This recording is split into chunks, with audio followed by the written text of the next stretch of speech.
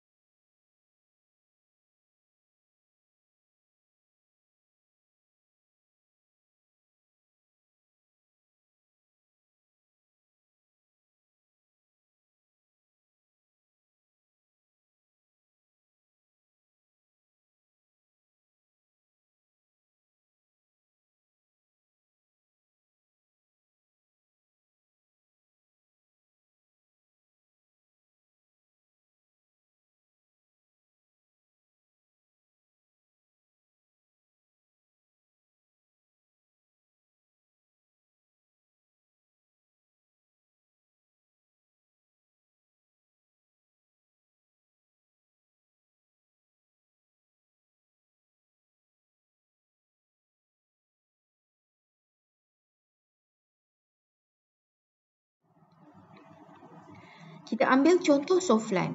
Pada ketika awal Softlan diperkenalkan, mereka hanya menawarkan satu fungsi asas sahaja, iaitu melembutkan pakaian.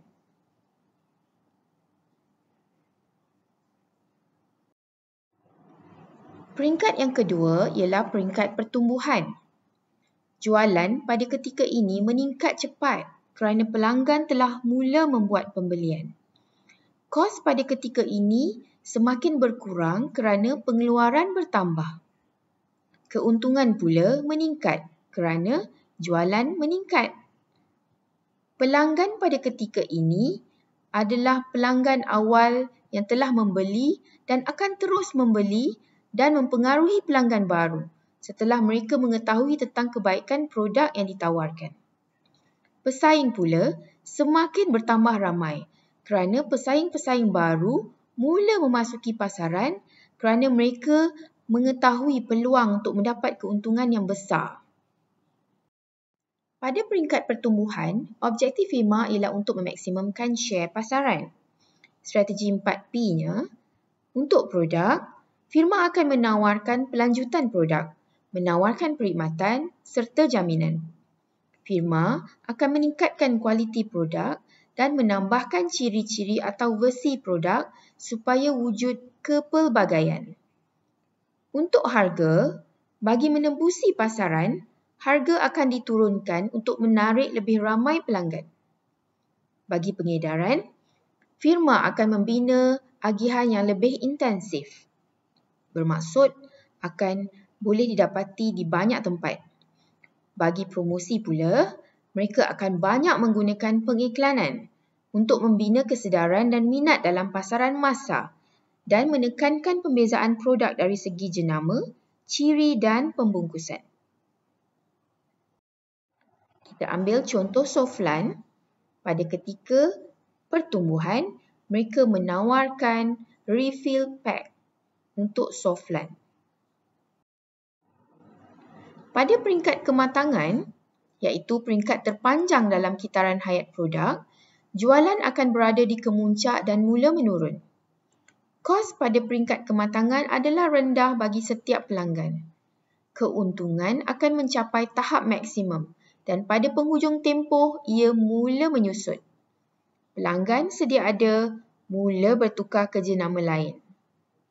Pelanggan baru akan membeli produk versi baharu.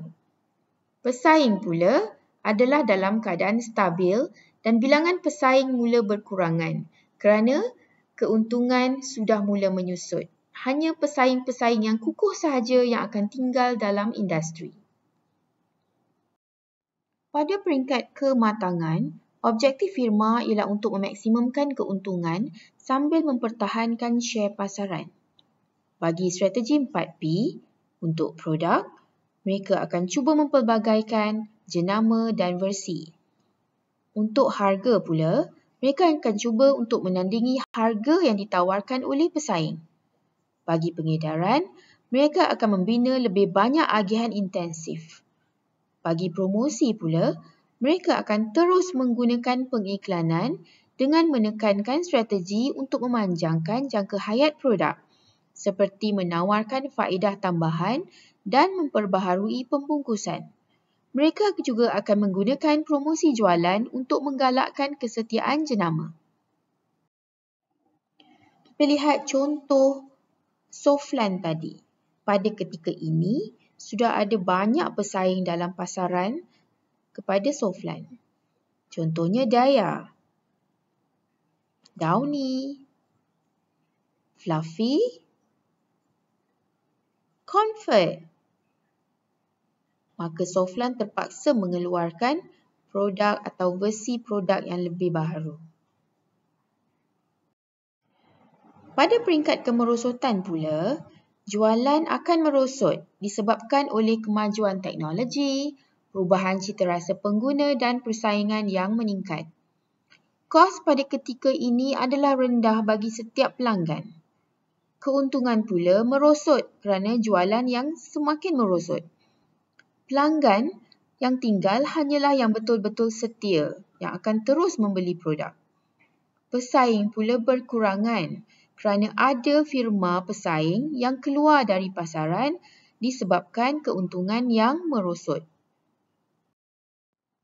Objektif firma pada peringkat kemerosotan ialah untuk mengurangkan perbelanjaan dan meraih jualan sepenuhnya daripada kekuatan jenama.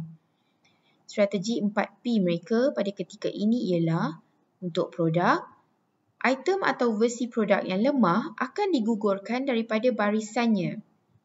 Untuk harga, mereka akan terus menurunkan harga. Bagi pengedaran pula, saluran lemah yang tidak mendatangkan keuntungan akan digugurkan. Bagi promosi, pengiklanan dan promosi jualan akan dikurangkan ke tahap minimum.